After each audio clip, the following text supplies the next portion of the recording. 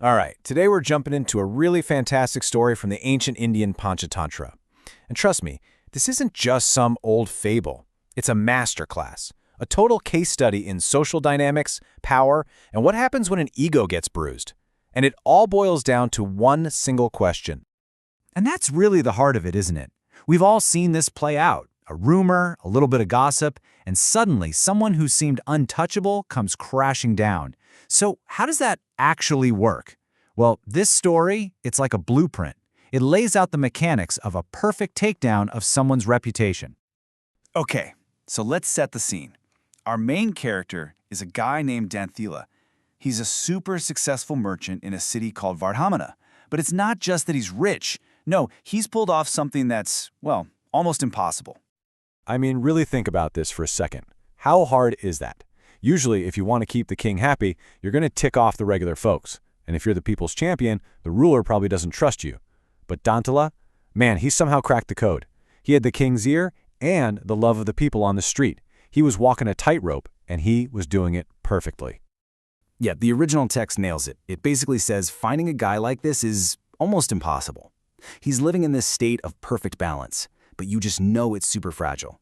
And that balancing act, that's where all his power comes from. But, as we're about to find out, it's also his greatest weakness. So, you know how it goes. Every big downfall starts with one tiny little crack. For Dantila, that crack shows up at what's supposed to be the happiest day, and it kicks off this insane, devastating chain of events. Okay, picture this. Dantila's throwing this huge wedding for his daughter. It's the event of the season.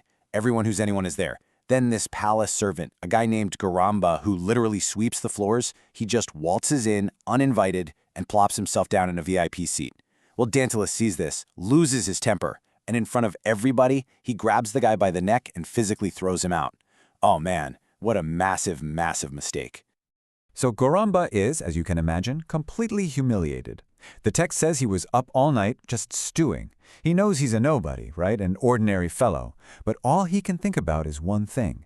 How do I ruin the most powerful guy in town? And the plan he comes up with, it's just brilliant. See, Goramba has no money, no status, nothing. But he has one thing Dantila doesn't appreciate. He's always near the king. He's a fly on the wall, and he's got this incredible grasp of human psychology. So he doesn't plan some big open attack. No, his weapon is much quieter and way more deadly. It's a campaign of subtle, poisonous whispers. And this is where you see the real genius of his plan. He's thinking 2 steps ahead. He knows he can't just burn everything down. He needs a way out, a way to reverse things if he needs to. So he comes up with this incredible 2-part scheme. Step 1, tell a lie about Dantila that's just plausible enough to ruin him. Step 2, tell a second lie, this one about the king himself, that's so ridiculous it exposes the whole game. So early one morning, he puts his plan into action. He's sweeping near the king's bed, and he knows the king is just kind of half awake. He mutters this absolute bombshell, just loud enough for the king to catch it. The king, of course, freaks out, jumps up, and asks him what he just said. And Goramba, he just plays dumb. "Oh, sorry, sir, I was up all night gambling. I'm so sleepy I must have been talking in my sleep." And boom. Just like that, the seed of doubt is planted. The king's mind starts racing, connecting dots that don't even exist. He's thinking, well, Gorabamba is always around. Dantila's here all the time. Maybe he actually saw something. The fact that it was mumbled, supposedly in a sleepy haze, makes it feel even more authentic than if he'd shouted it.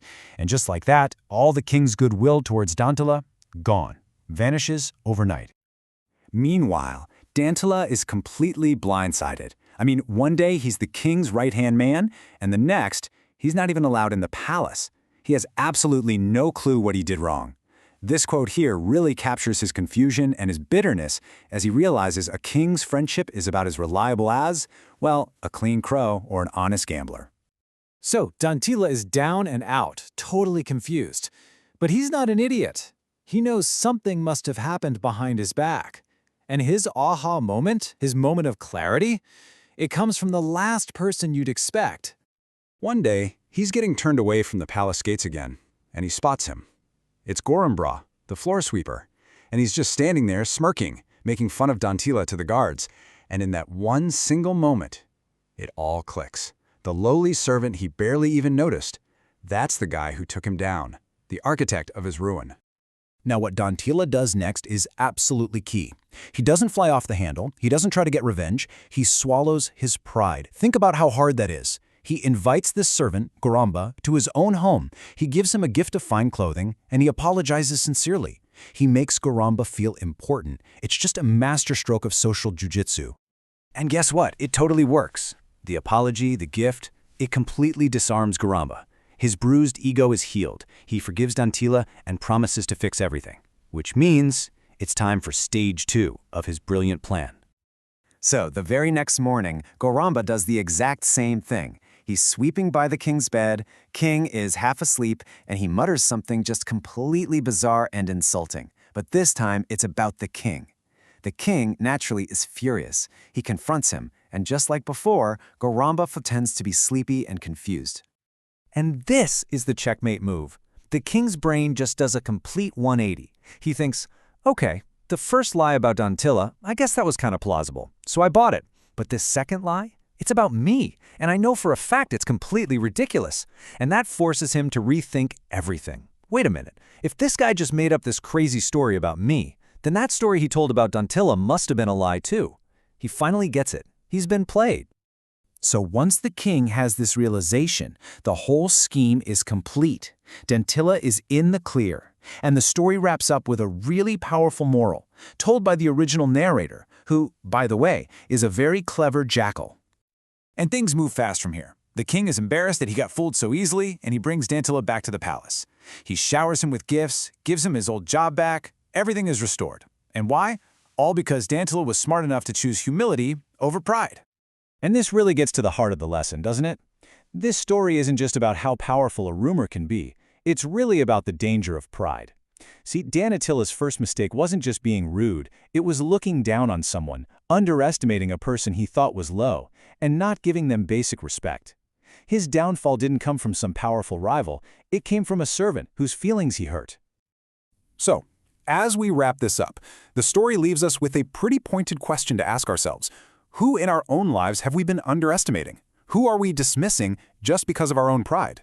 Because if there's one thing we can learn from the merchant Dantila, it's that the smallest insult to someone you think is powerless can end up having the biggest, most devastating consequences.